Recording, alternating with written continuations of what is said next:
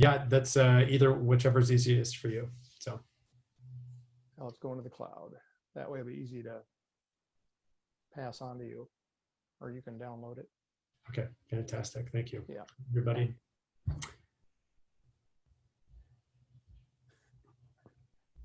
Hi, Gloria. Hi, Nancy. Hi, Joseph. Hi, Andrea. Hi, Susan.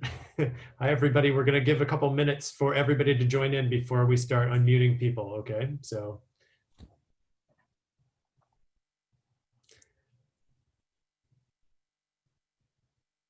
I know there were definitely a couple people who were delayed in viewing the memorial. So we're going to give just a couple more minutes to hang out and allow people to access their video and to unmute.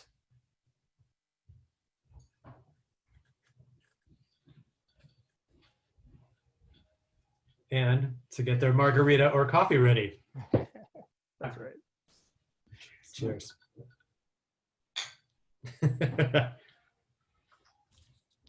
All right, I'm going to ask people to. I'm going to start asking people to unmute so we can start getting going.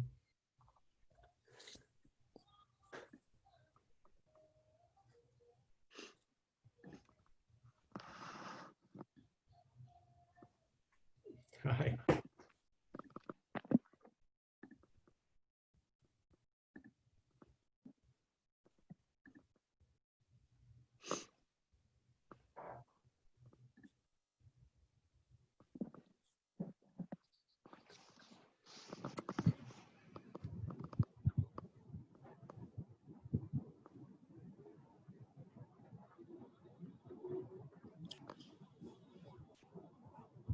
Hi, everybody.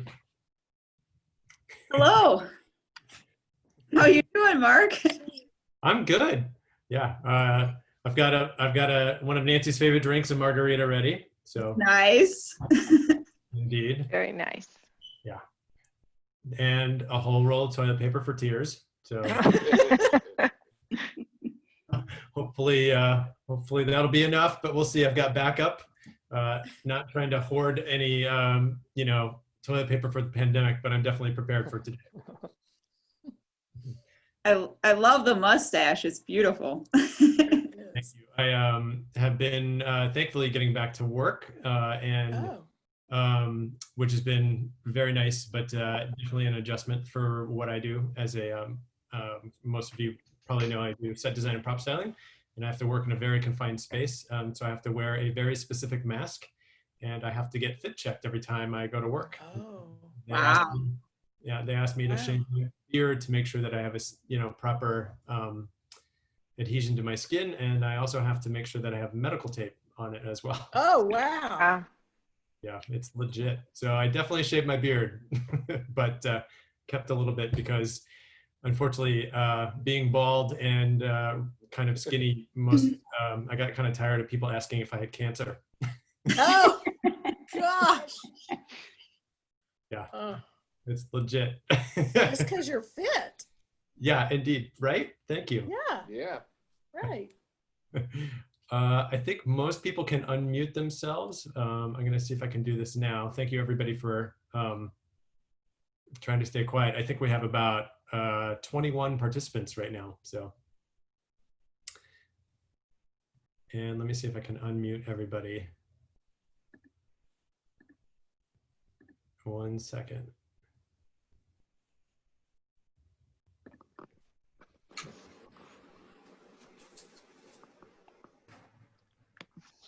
There we go.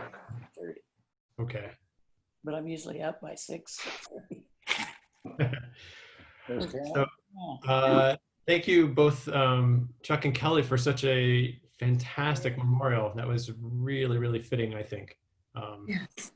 And especially for such a challenging time, it's definitely, I think, allowed us all to participate in, her life and celebration. So thank you. Well, thanks for collecting all those beautiful photos. It was wonderful to get to see. I think, each of us probably knew Nancy in different parts of her life, and it was really sweet for me to get to see all the older photos. And I don't know if everybody knows this, but Nancy wrote the order of service herself and chose all the music and readings and assigned people roles. So it was not too much work on our end to be able to follow follow her directions. And she had given me some napkins in the color she wanted. And of course, we can't use them because we can't be together. And we're at Remember church that. waiting. Yeah, I know. Maybe when we finally can have a coffee hour, we'll pull out Nancy's colors. Totally. So It was so nice seeing the pictures of Nancy younger. I've only known Nancy from St. John's the past number of years. She was such a pretty lady. It was, She it was was just, and to see Oh, her, she's beautiful. she was like model gorgeous. I mean, you could see She her in the was. Sears She Roebuck was. catalog or something like that, right? Yeah, she And all the was. pictures with her family were so touching, seeing her in settings other than I normally saw her in. So thank Yeah. you all so much for that, for sharing that. And my mom used to say, for those of you who don't know me on the call, I'm Allison, Margaret's daughter. Margaret is Nancy's sister, and my mom used to say, That's Allison. if she was That's if she was looking for Nancy, she would just look for a crowd of boys, and there would be Nancy in the center, surrounded by these boys. She was absolutely beautiful, inside and out. Yeah. she was amazing. Yeah, I only knew her from church, and it just, my spirit always went up when I saw Nancy, That's true. either at church or University church council meetings or whatever. It was like, I want a Nancy hug. All I do is look for the largest crowd of boys. It was in the lovely. stadium, and she'd be in the center of them. Very nice. So I think due to the large number of people that we have, I may just basically kind of treat this a little bit like a class, if people don't mind. That way everybody gets a chance to share their stories. And if I could ask, if you're not speaking, if you could mute your microphone, because unfortunately Zoom only allows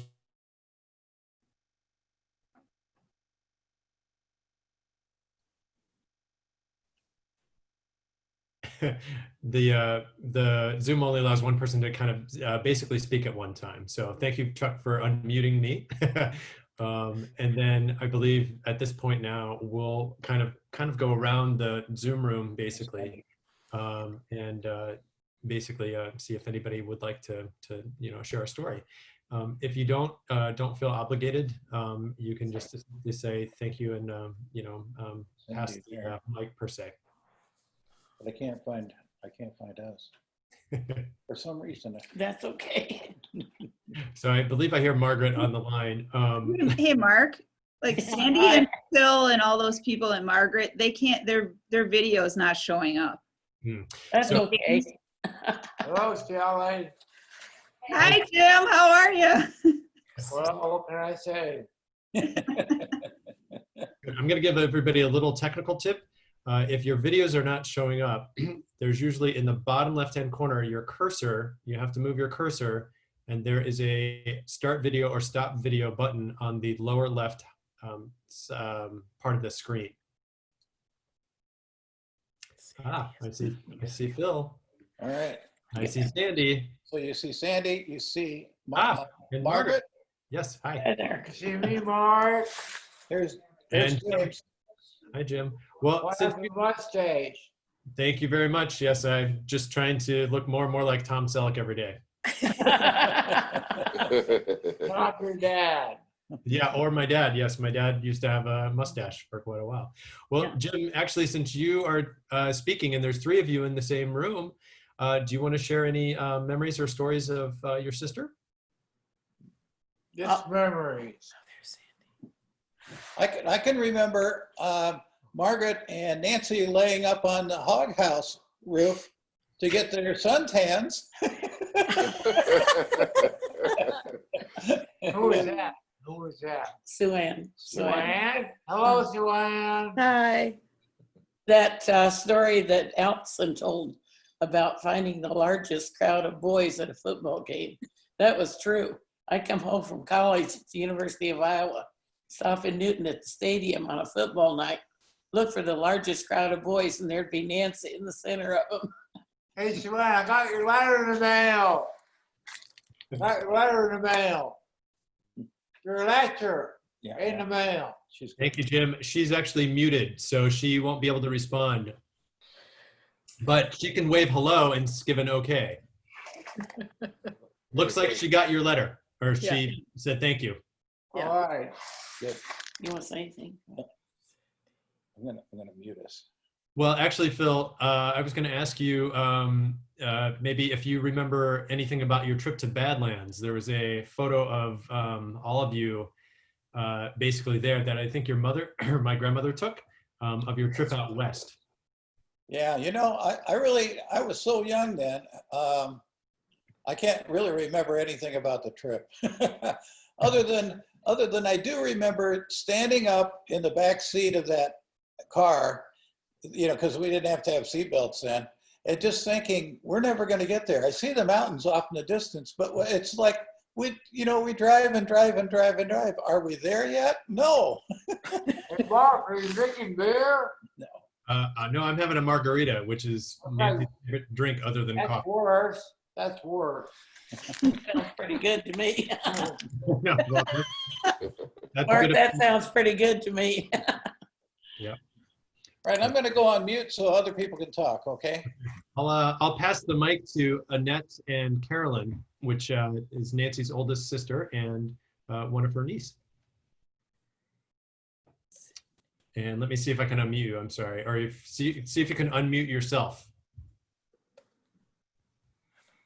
There you go. There you go. I was 10 years older than Nancy, so my memories are much different than the rest of the ones that are talking. But I remember she had this lazy eye, so had to wear glasses very early on. And as a toddler, we were always out in the yard trying to find Nancy's glasses. And most often they were in the basement well window. You know how they put a well around the basement window? She liked to play in there, and invariably we'd find her glasses there in the well. And then, a little longer, why Nancy and Margaret were close together, so they always got into my things, and I'd be very upset. That's good. I miss her. Indeed. Toilet paper. Thank you. So Allison, you mentioned a little bit of a story about her in the introduction, but Allison is actually Margaret's daughter. So Allison is Nancy's niece.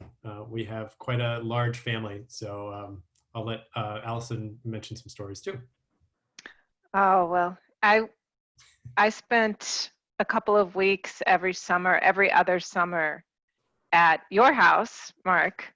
And I always remember your mother just being so glamorous and looking up to her. And she always looked like a movie star to me. She always had just gorgeous, beautiful hair. She always had her makeup done. She was just a glamorous woman. But one of my favorite photographs, and one that I didn't see in the memorial service today, it probably wasn't quite appropriate for the service. My favorite photographs is the one of Mom and Nancy on the luggage cart.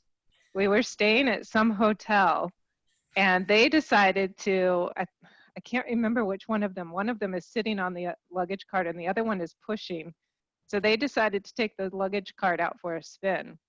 And mind you, they were probably in their 50s at this point. And somebody had circulated that photograph amongst the family members and labeled it "Girls Gone Wild." So they've kept their sense of humor through the years, and every time they get together, there are always a lot of laughs. Oh yeah, yes indeed, that's for sure.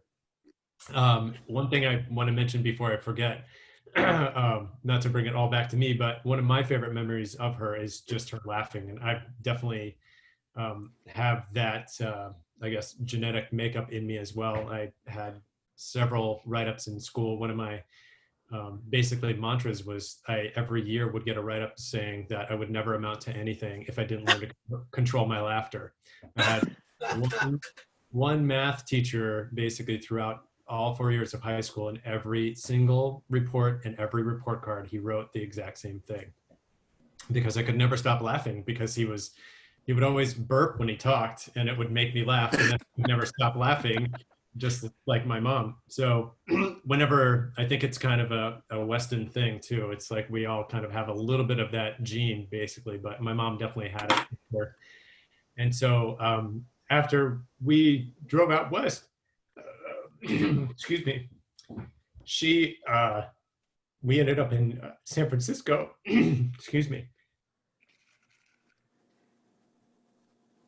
And it's a really funny story, I swear. She Oh yeah, it's hilarious. didn't know what the rainbow flag meant or a lot of the other flags meant. And so this is actually on Facebook. We were driving through the Castro to one of her doctor's appointments, and there was a flag for the leather community, which is the S&M leather community, which they're very proud and they very, I guess, robust community within San Francisco. And they have their own flag, and they were, having an event or something, and it was billowing in the wind as we were driving to our doctor's appointment. And she said, "What is that flag?" And I go, "I think that's the leather community." And she's like, "Leather community? What is leather community?" And so, kind of almost like a child, I had to kind of teach her about what the leather community was, and what how involved they are in San Francisco, especially with HIV and whatnot. And she was just like an owl. Her eyes were just dilated and huge. She had no idea whether I was telling the truth or not. And so she didn't believe me. And so after the doctor's appointment, immediately after we got home, I Googled it and showed it to her. And that video is on YouTube. And it's we almost had to go right back to the doctor because she started coughing because she was laughing so hard. So yes, Allison, sorry, to your point. Yeah, she definitely had a good infectious laughter spirit. So next I'll pass to Suann and Mike. Yep. What do you want? I think you're on.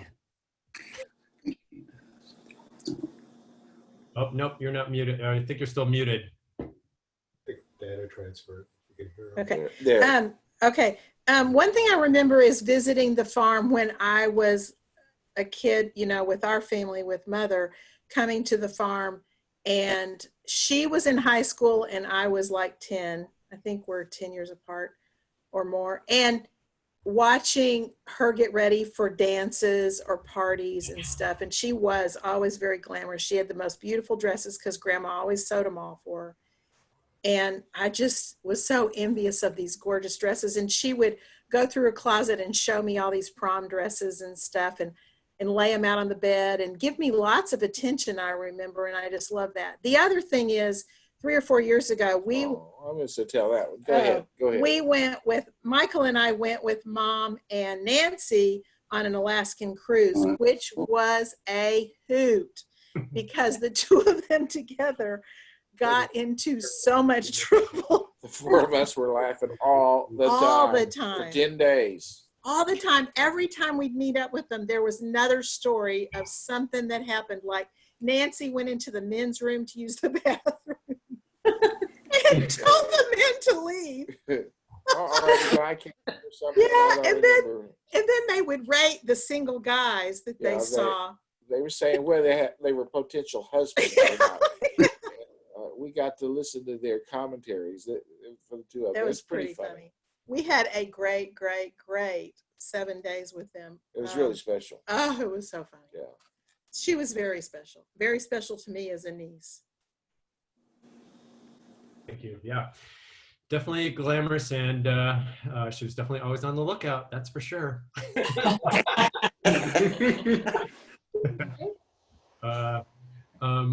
Let me pass the mic to Lori.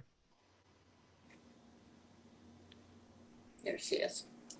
I was just thinking of all the stories that you guys are telling, and I was trying to remember back, and I remember how shocked I was when Nancy's hair went white. And I thought, oh my gosh, that beautiful dark hair, and now it's white, and how much it's beautiful. I can't wait to the day that I do that and have so much courage to let my hair go white. But then I was thinking about the time Wade and I were talking about it earlier today, that we saw Nancy and Mark and Andy in San Francisco 2 years ago. And we sat on the couch and we just reminisced about her life. And she was really reflective at that point. We talked a lot about marriage, and we talked a lot about her marriage to Wes, and we talked about my marriage to Wade. And it was just a really great time just to sit and talk and be reflective of the things that had happened, you know, in our marriages, and how it made us the people that we are today. And it was just a really great time to hang out there. And then we got to go see the sunset. And she was feeling really cold that day, so we didn't stay too long at the, I think I saw, I don't know how many pictures of people that you bring out to San Francisco, and they're all at that same spot. Everybody takes a picture of the sunset right there at the same spot. And she was feeling kind of cold, and, you know, it was kind of just the typical cold, wet San Francisco type. It was June, and we didn't stay very long, and we had a really super great dinner. But I just really appreciated that conversation and the reflection she had and how she spoke about her marriage. So that's what I think about, I mean, most recently. So good. I want to ask questions. All right. Well, I guess there's some questions, huh? Carolyn? No, What? What's your question? Oh, back to the men on the cruise. One old gentleman was walking by, and we thought he was a good candidate. He was coming back onto the ship, and he was walking with a cane, and he had a bag. So we decided that he loved to shop. He'd be a good candidate. And he had one leg at the grave. And he was well dressed. It looked like he had money. So we were all set. There you go. Couple cats on the prowl on the cruise ship, huh? Yeah, right. Oh, funny. Well, yeah, thank you, Lori. The other thing I want to mention is that spot, one, it's very beautiful. There's also many other beautiful spots in San Francisco, but that one is beautiful and wheelchair accessible. So that's why it was definitely a special spot. And we took many, many people there because it was a really nice access for everybody to kind of share in the moment, basically. So thank you so much for coming to visit and for that story. Shelley, would you like to share a memory? Yeah, sure. Nancy was never one to turn down a game of cribbage. She loved to play cards. She was actually a very competitive person. I mean, I don't know that she played any sports. I never heard of that, but had she grown up in a different time, I'm fairly certain she would have and been quite good at it. She had amazing legs her whole life. Like, as a kid, I remember, like, how does this woman have such good legs? Like, other people in their 50s and 60s didn't around me. You know, I'm 14. No, Nancy was a good aunt. I spent time with her a lot when I was young, not so much later because I was moving around a lot. I didn't get to see her like you all did later as much. But I don't have a bad word to say about her, to be honest with you. She was a very kind person, and I'm glad she was my aunt. Yeah, good. Thank you for that. Yeah. And yes, I think I inherited her ankles. Very nice. Andy always jokes with me how skinny my ankles are. And I said, you know, just there's a couple things people always like tell me. They're like, your ankles are so skinny. I could get my hands around them. And I'm like, yeah, well, thanks to my mom. I inherited them from her. And then the other thing is how much sugar that I can actually process. Yes. You know, my mom basically ate licorice and candy probably for at least the last 8 years of her life. That was her primary diet. And so everybody is like, you're going to get diabetes. You're going to get like, you know, your pancreas is going to fail. And I just say, well, look at my mom. That's, you know, that's all she eats. So it's pretty funny. Yeah. And she did, Lori, I mean, she did have beautiful white hair. She really did. I was like, all right, I'm gonna be okay. And I did tend to take after her as well from the Weston genetic side. So that was cool. Yeah. I was so looking forward to having beautiful white hair as well, but sadly did not inherit that. She what was her name? The actress on Dynasty, Evans. Linda Evans, thank you. Yes, she had total. I mean, you probably saw it on the photos, but yeah, she had that iconic Linda Evans, but white hair. Yeah, and thick too. I mean, her whole life, like. Yeah. So a couple things to your points. I had to cut her hair because it was driving her crazy. Like a week or 2 weeks before she passed away, because it grew so fast and thick. She had just got it cut, and then during the pandemic, she was like, "I can't take this anymore. Can you just cut it?" And I'm like, "I may just give you a mohawk, but yeah." So it was nice. LaShawn and I managed to cut her hair, and it looked pretty. I mean, I think third to last photo is on her birthday, actually. So that was post haircut, and about 3 weeks before she passed away. So she was very grateful for that.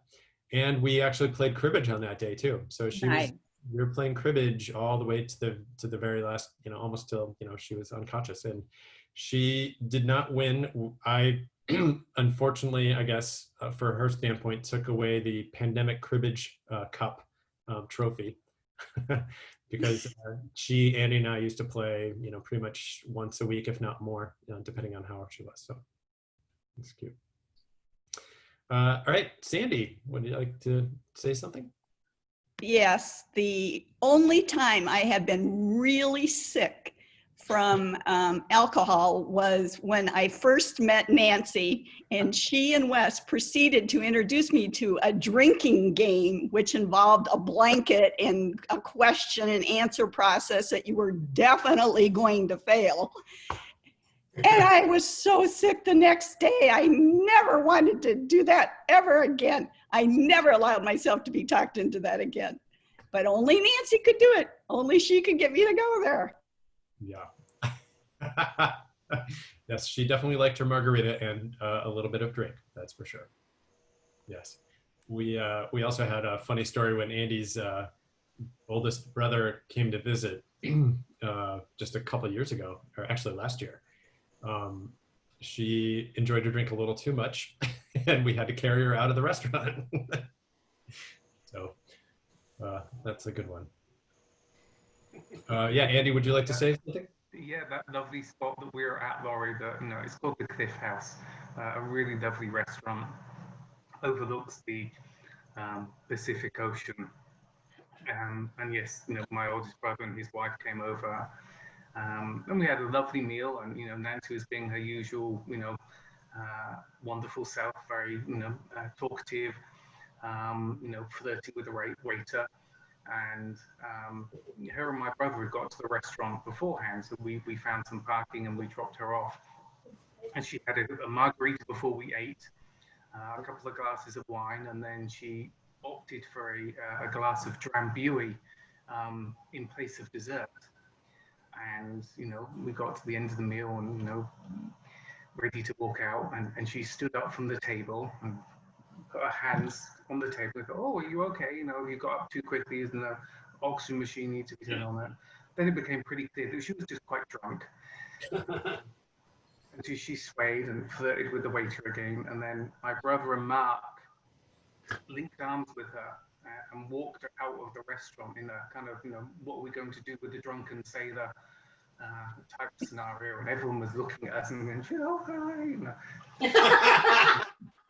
We got in the car safely and everything was good, and we thought, okay, we'll get her home. And halfway on the way home, we thought, oh, I'm feeling a little queasy, I'm gonna have to stop. And so we stopped on the way home and got some more fresh air, and then we got her back, and so my brother and Mark linked arms again and took her down the steps and safely got her tucked up into bed. And so that was the first time my brother had met Nancy. He'd obviously heard lots of stories, and so we chuckled and said, "Yeah, this is Nancy. This is she's this social butterfly, and she always knew how to have a good time and enjoy herself. And you know, another story I would share, one of my favorite things with Nancy was she would love to just play games. And so, you know, Shelly, you were talking about cribbage, and we played many hands of cribbage. And she always had this really delightful way of pretending she didn't really know what was going on, and then putting down, like, you know, a 20-point hand and going, oh, I think I've got some points here. Could you kind of help me count them up? And you'd roll your eyes as you know, win another game, you know, playing the I don't really know what's going on card. And so I always cherish those memories. And as Mark said, yes, you did win the COVID Cup, but you know, those memories will live for a lifetime. And it's, you know, the house isn't the same without her for Sunday morning brunch with pancakes, syrup, peanut butter, and then a game of cribbage afterwards. And so I miss those times a great deal. Indeed, yes, that was quite a memory. So Sandy, you got your revenge vicariously. Annette, I think you are sitting next to Carolyn. Hi. Would you like to share a story?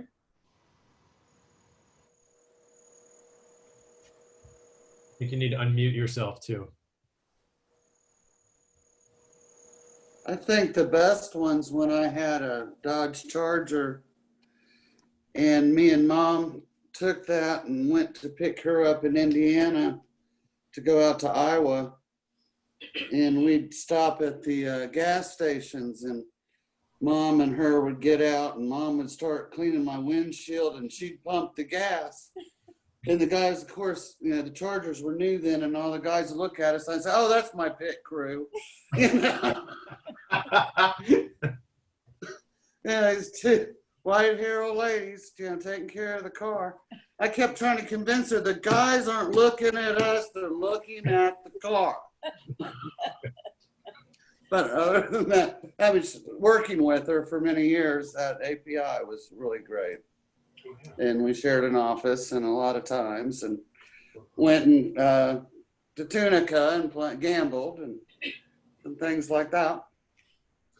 But I think the pit crew was the best. And going to her house, and she'd say, turn left at the Pink Elephant. And I'd say, well, how many drinks before we turn left? Before you see the Pink Elephant. But that's hilarious. Well, I'm glad I'm glad she was able to, I guess, stay single enough, long enough to fill up your tank. Yeah.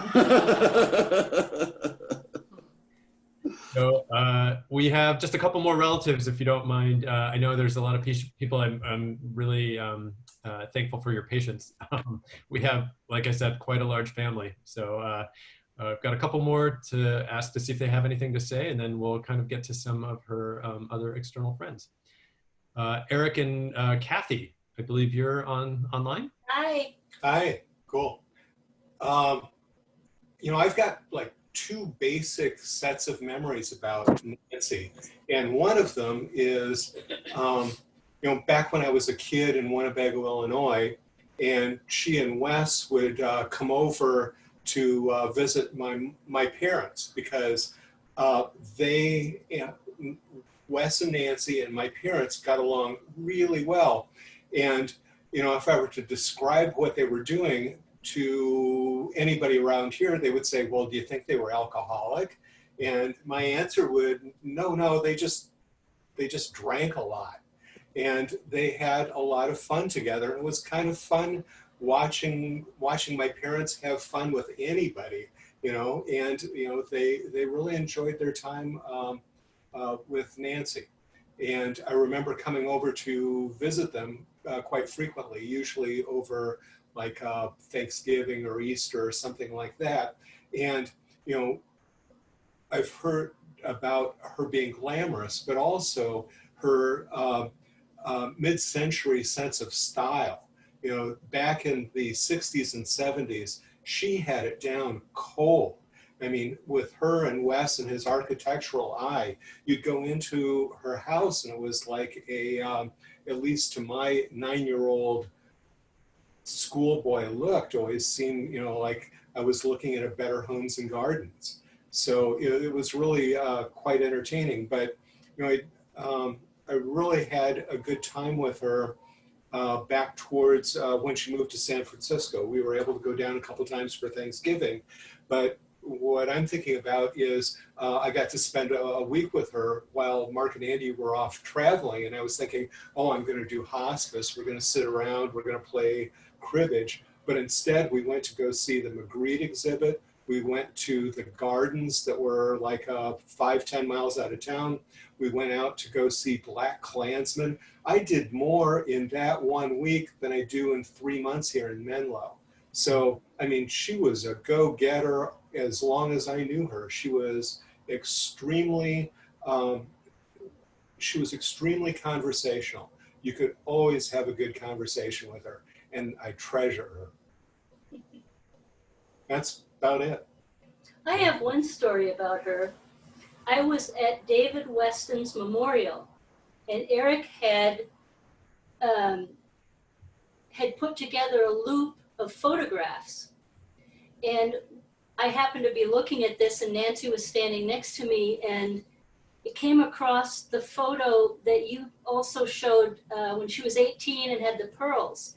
And I saw that and I just gasped and I said, Nancy, you were stunning. And I caught myself and I said, oh, you're beautiful now, but you were absolutely stunning. I said, you must have had to beat guys off with a stick. And she kind of demurred and she kind of looked down and said, well, there was that one time that I had 3 dates in one day in college. And I said, you had 3 dates? How do you do that? And she said, well, the first one was at lunch, and I had another one for supper, and then there was one in the evening. But, you know, 3 in one day was just too much, so I didn't do that anymore. And I thought that was really funny. Yes, yeah, she was quite coy, right? Yes, yes, exactly. So it's kind of funny also, speaking of glamorous, she was, you know, essentially glamorous to the very end. She actually even beyond the end, we keep getting shipments of her lotions that she has. Andy and I are very well.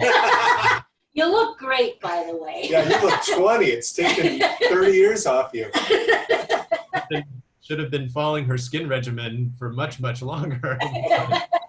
I can tell you that we will be following it for much longer because we have quite a supply.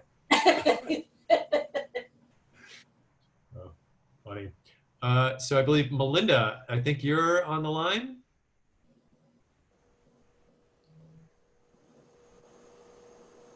Did it work? It did Can work. Can you hear me? I can't believe I did this, Mark. I actually clicked on Zoom and got it to work. I can't believe. Well, I enjoyed the memorial service. That was so good, and it was neat to see some of those very early pictures. I don't remember seeing those before, and that was really, really neat. And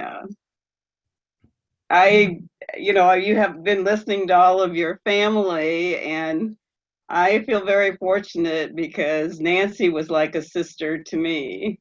You know, I wasn't a part of the Weston family, but Nancy was like a sister. You know, I was very, very fortunate, to have her, in our lives. And we had a lot of fun times. I wasn't one that was the glamorous one. I never had any boys around. I never did. I never had a flock of boys around, like that's, I can see that of Nancy. I can see where that happened a lot. But we had a lot of fun times as a family when we had Mark and Leanne and, lots of different things. And I had sent Mark a couple of stories, of funny things that happened to us. And I know one of the funniest one was, I mean, I didn't even think about Nancy doing it, and we were golfing, and she came up and she came up, we had a couple of carts and she came up behind us, and when she came up, she was covered in slime and weeds and stuff, all of this stuff out of the creek. I thought she'd fallen in the creek. She said no, you know, she had taken a golf club and was after the frogs in the creek. And when she went to whack the frogs to kill them, because she was going to have them for frog legs for supper, she got all that slime off of the creek and everything all over her. She was just covered in it. And, oh, funny story. Yeah. Yes, she was quite frugal with her frog legs. They weren't too bad either. I'd never tried them before. So. Nice. Well, next I'll pass the mic to some of her, I guess, quilting group. Joe Falcon, if you're on the line.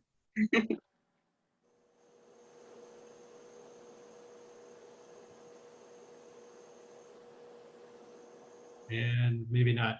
So I'll pass it to Linda. Yes, I'm here. I just found the unmute. I'm sorry. Sorry about that. I'm one of the more recent members of the fan club. I've only knew her for maybe about a year and a half at the Glen Park Knitting Club. We meet at the library, and now that I'm hearing all this background, I understand why she was so delighted at my habit of bringing cookies to the meetings. And wow, if I'd known that she appreciated alcohol that much, we would have taken her someplace more interesting than breakfast at Tiffany's for the party we threw for her just before the end. She was a fascinating person. Didn't talk much, but she was always funny when she did. And thank you again for all those pictures of her in her youth and glory. I'm another person that she has reconciled to my white hair. And I hope those pictures will be up and viewable later, because I want to go back and check all those. The one of her with the cactus bikini is particularly fascinating. That was on our trip out west, actually. I figured, yeah. I'm sorry we didn't. Apparently, none of us at Glen Park Knitting Group thought to send you photographs of her in the knitting group, but I know it was very important to her in the last few months, and it took a while to get over her going home and being no longer an active part of the group. We missed her really seriously, and thank you for giving us such a beautiful service to remember her by. And my compliments to the priest. She did right in selecting him. Well, thanks, Joe. Thank you very much. Hey, thank you. Yeah, she definitely loved her knitting and her quilting. That's for sure. Mm-hmm. Yeah.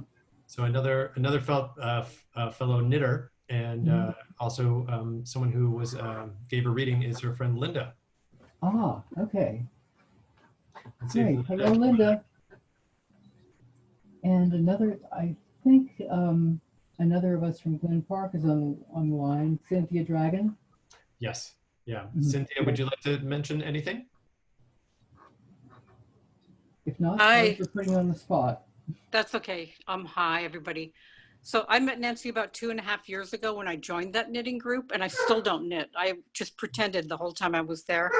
I just had so much fun with Nancy. We ended up going to the movies, I would say almost once a week, it seemed like.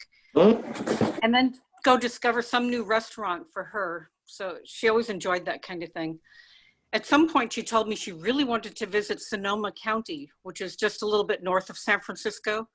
And maybe we would go see Jack London State Park, see his wolf house.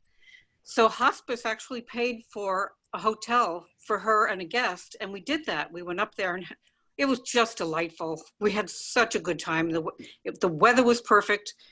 We got to Jack London Square, and I thought I had prearranged everything to get her a little golf cart so they could take her about a mile into the woods to actually see the wolf house. and they didn't have a driver that day. So it was so disappointing that we didn't get to really see it. So what we did do was go back several months later and do it again. And I just talked those people into doing it.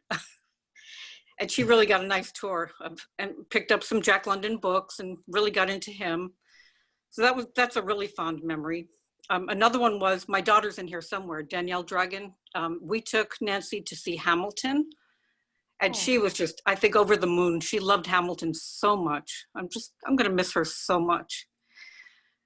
Yeah, I wish I had more of her. So thank you, Mark. Oh, no, thank you. She really relished all of your outings together.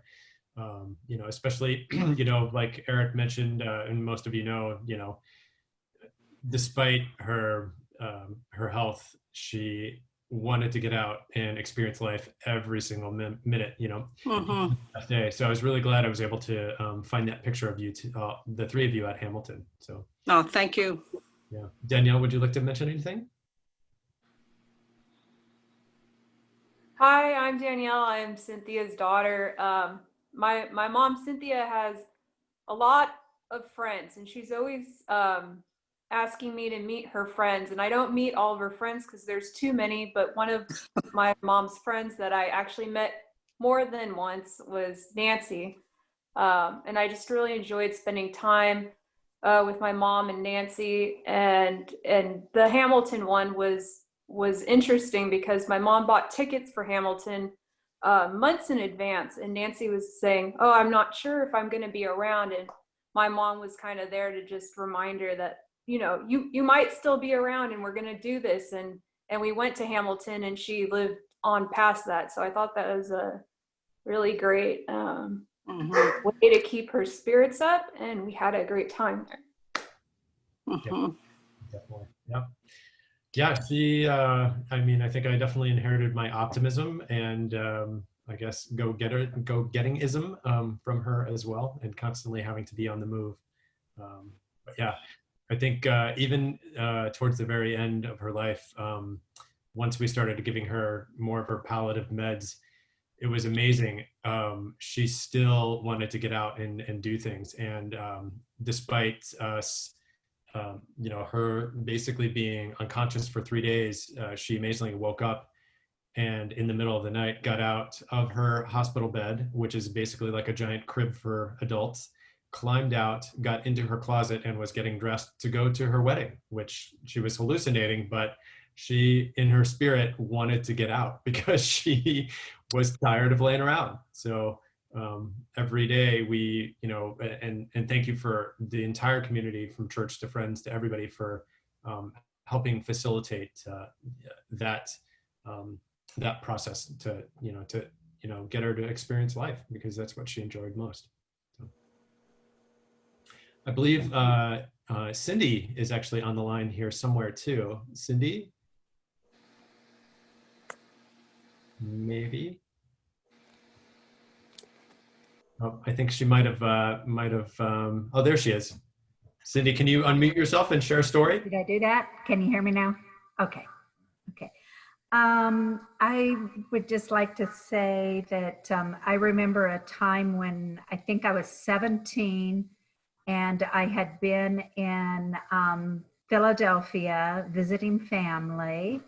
And then from Philadelphia, I went to Sue Ann's house in Ohio and had some fun there. And then I went from Ohio, I went to Indianapolis and spent a few days with Aunt Nancy and Mark and Leanne and Uncle Wes.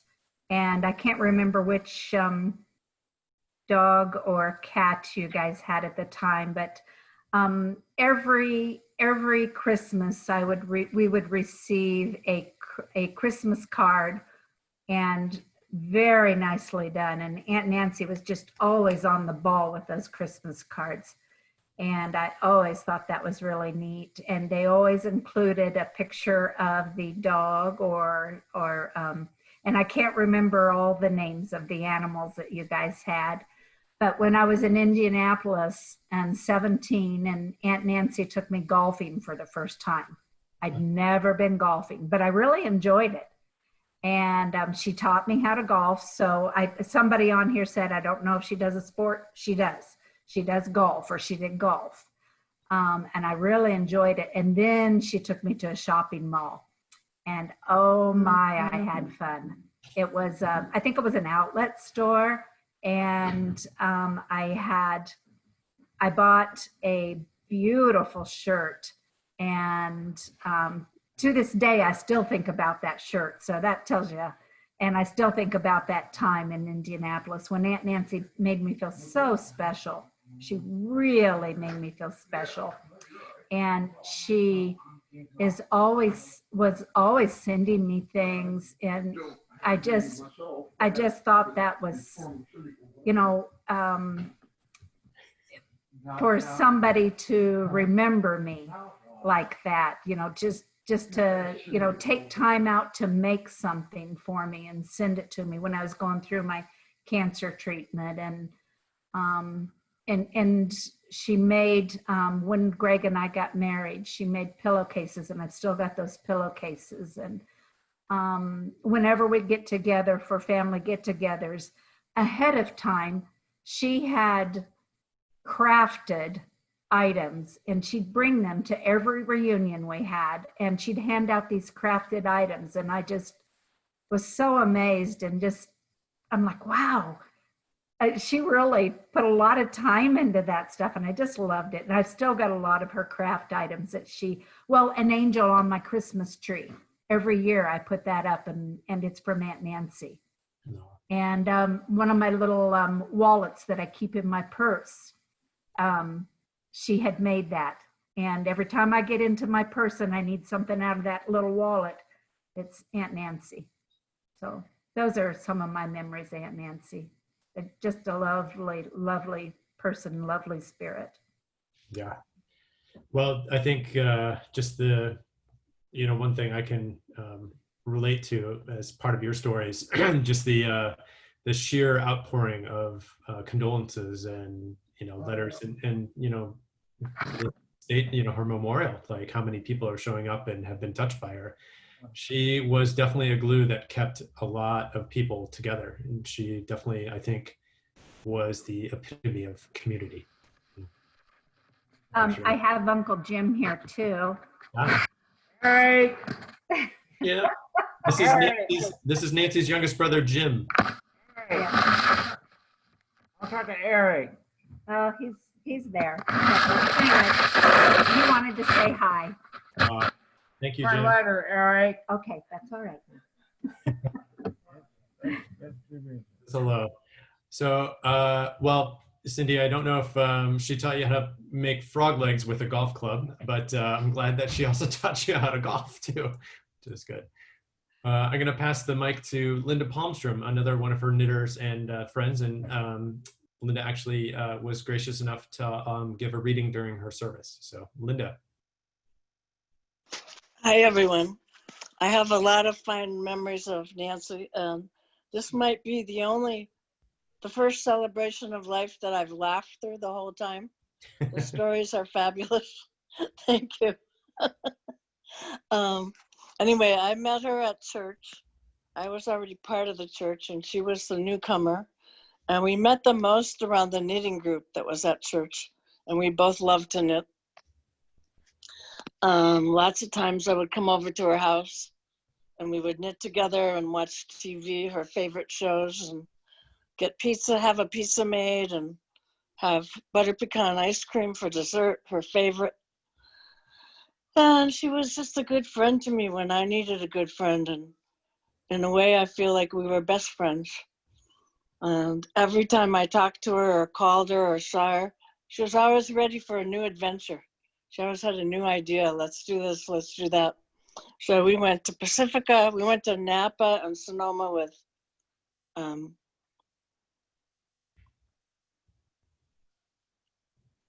with Mark and Andy a few times. But then on our own, we went to Pacifica, we went to the Cliff House, we went to Pacifica and Half Moon Bay and something further down that she knew of that had ribs. And I don't know, we just trekked around, sometimes to knitting stores, most often to restaurants and movies. But she just brought so much love and so much acceptance, and she was just a delight to be around. We loved to just hang out together and be together. And even near the end, I was over there one night and she was all up for everything.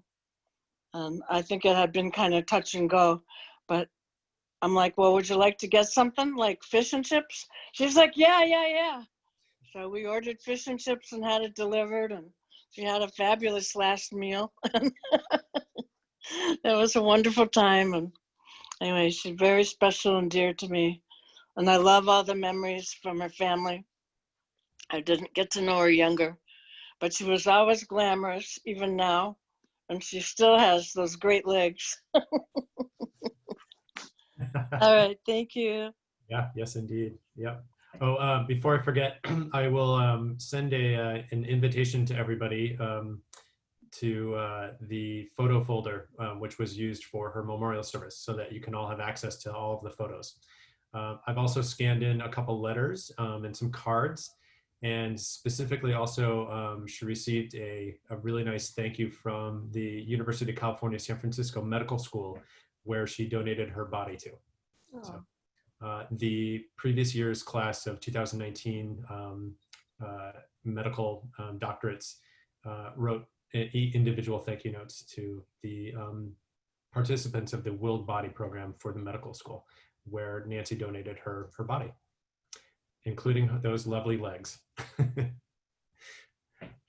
So I believe we have a couple more people on the line. Susan, would you like to say anything? Sure. I'm a neighbor in Glen Park in San Francisco, and I met Nancy at the library in the knitting group. And I was impressed that she came looking to make maybe local friends. So I've known her for about 2.5 years also from the knitting group. And she was always cheerful, and she shared her pattern for making little bears.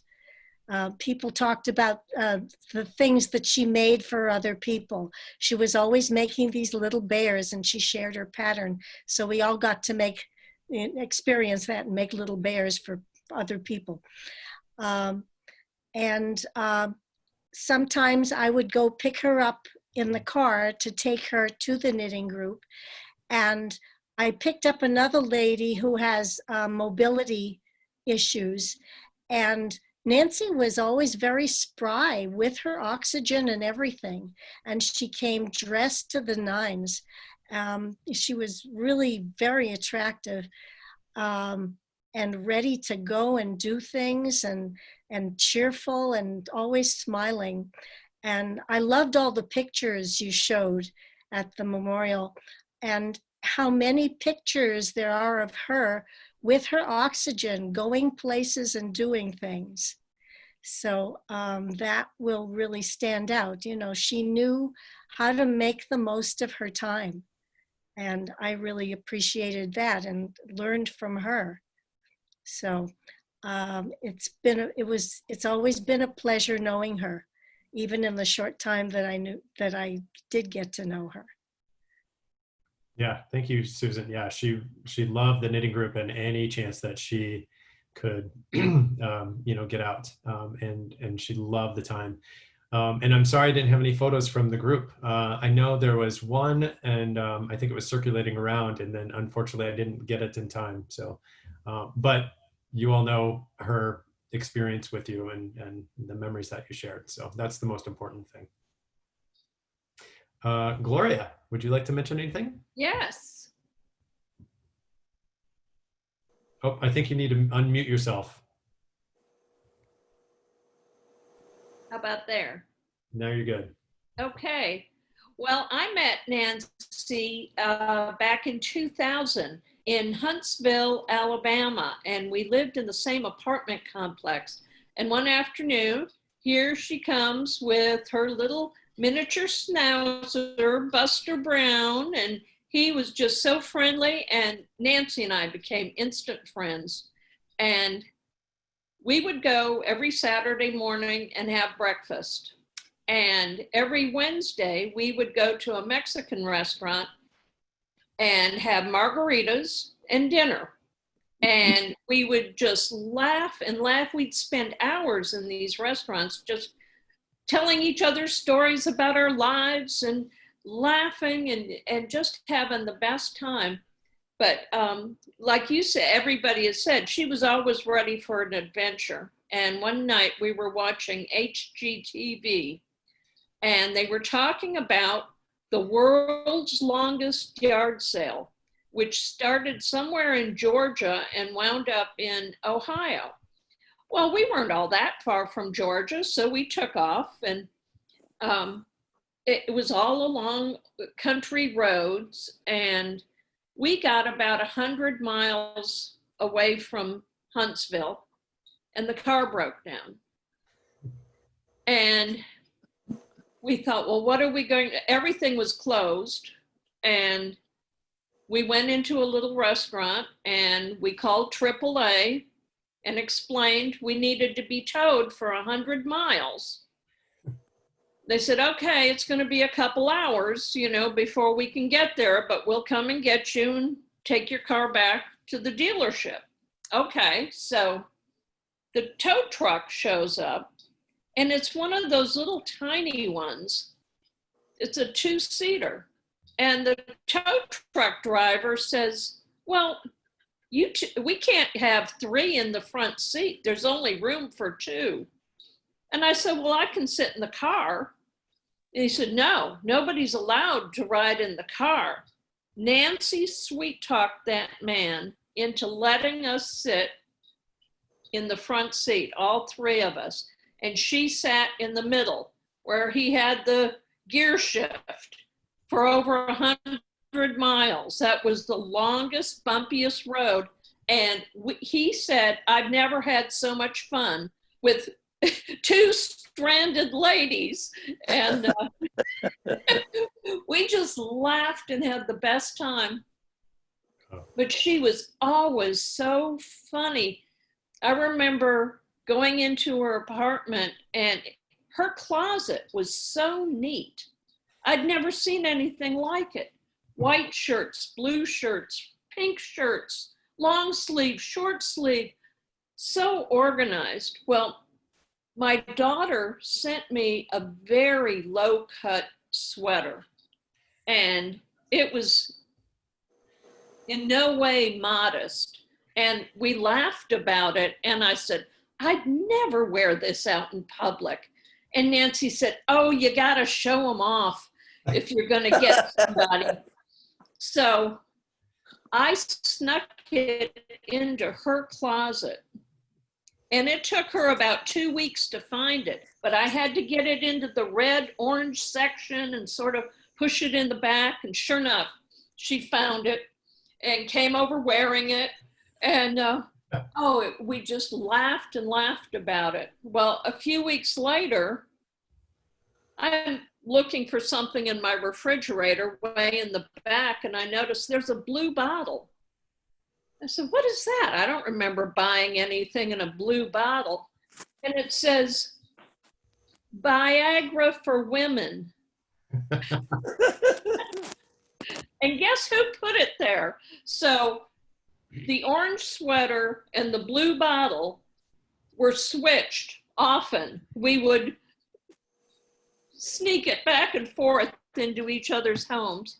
But we just laughed and laughed about those adventures. And she was just one of the kindest people I have ever known, and just somebody I always stayed in touch with. And I don't know if you remember, you probably do, Mark. I came and spent the night in your beautiful house a couple years ago. I was traveling through that area, and it was just so good to see. I didn't know if I'd ever see her again. And I'm just so glad that I stopped and visited with you all. It was just wonderful. And I'm going to miss her a lot. She was one of a kind, no doubt.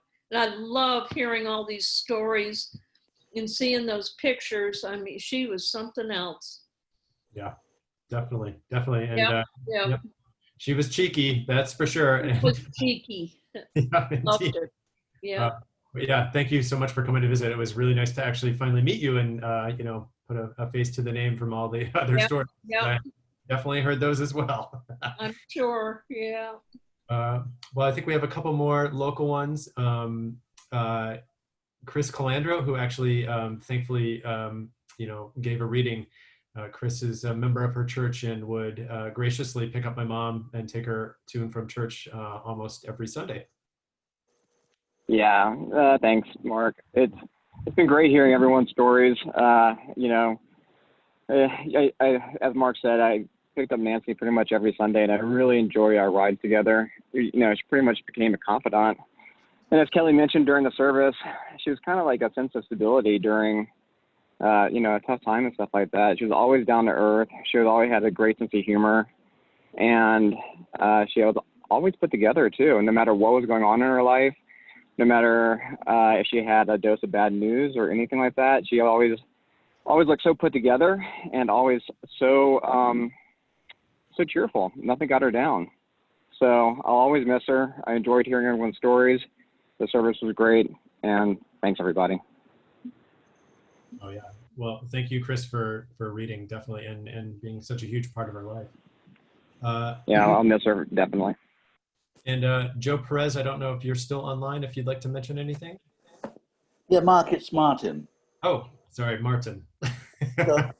So it's great that your mother's friends have better technology skills than I do. But I just wanted to say that, I didn't know your mom too well, but I think when she got to meet your friends, she always was very, very interested in meeting new people. And this obviously goes along with her sense of adventure too. But I loved the service, the photographs you showed. And I would say that we would trade every now and again sort of a Facebook message.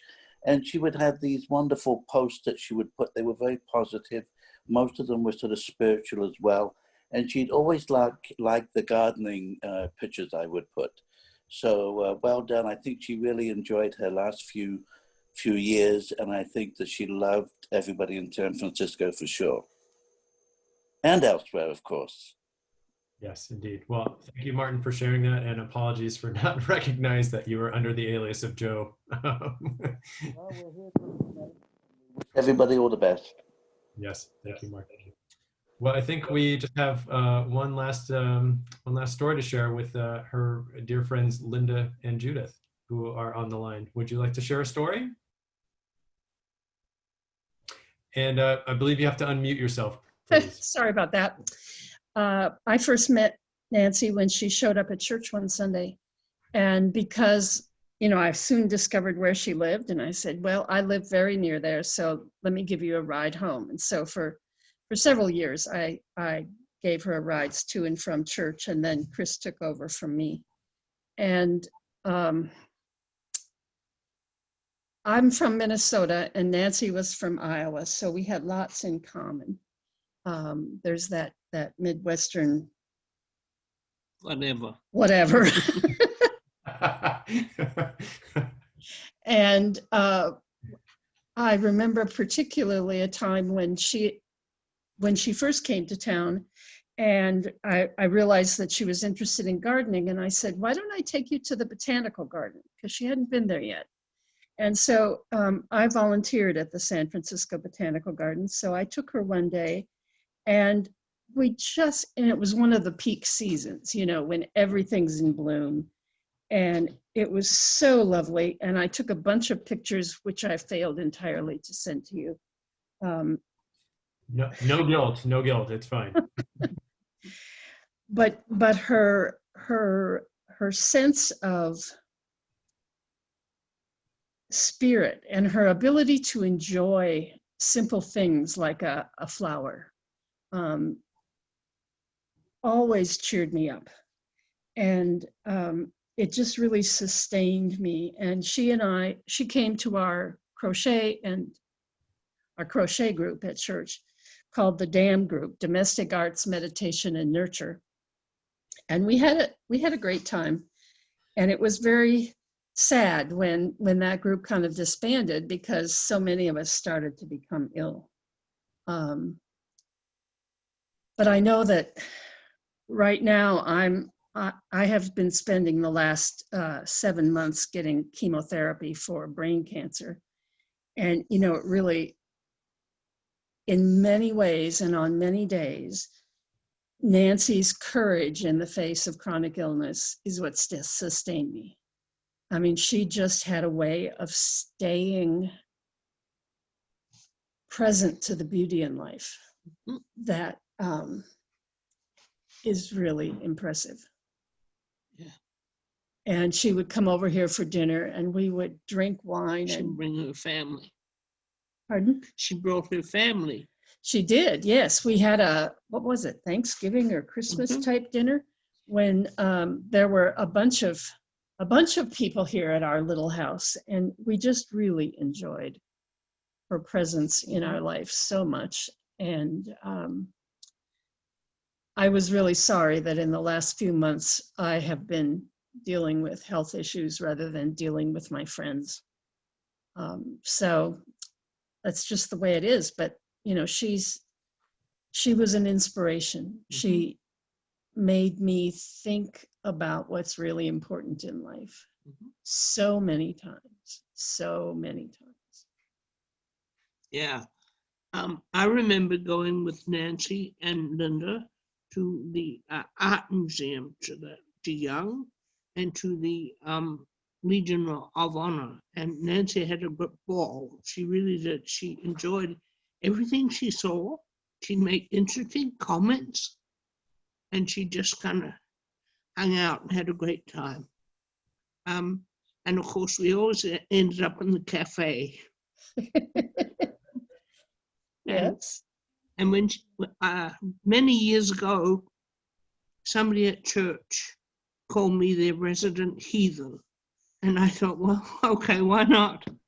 And so there was a time when after the GAM group at church, which I used to go to, and Nancy and I would talk about knitting, there was always a Bible study. And I thought, well, that's when we eat lunch. So given that I'm into food, I'll stay.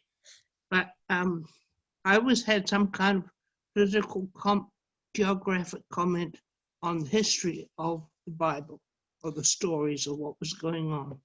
Didn't necessarily sit well with everybody. And Nancy was always fascinated. She'd come back to me afterward and say, oh, I've thought about what you said. That's really interesting. And it's happening today in such and such a place. But she was always very, very up with the contemporary times and able to see how it fit with her spiritual life. Yeah. And when we finally met you, Mark, and Andy, and we always had great times when we'd come to your house. And I think there was something special about the fact that, I don't know, that we got along, that, you know, her friends and her son and his partner got along. It was a I will wonderful treasure her memory forever.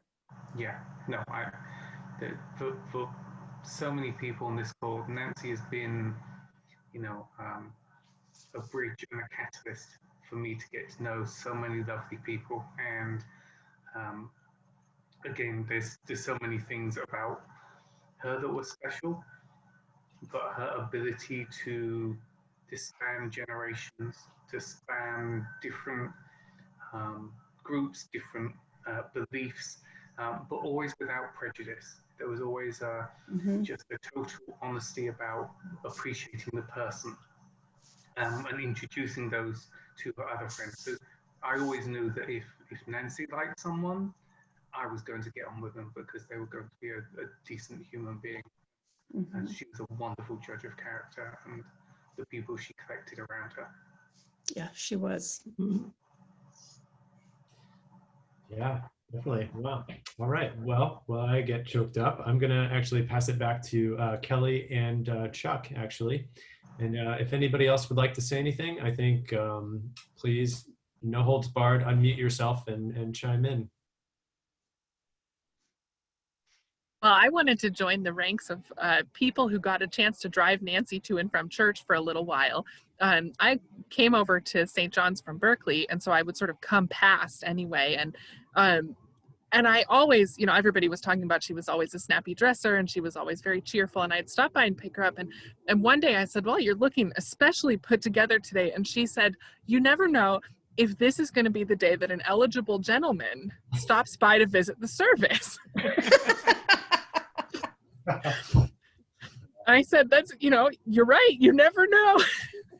And she said, I think if I'm like, it'd be especially nice to meet someone who I met at church, you know? I said, sure, you never know.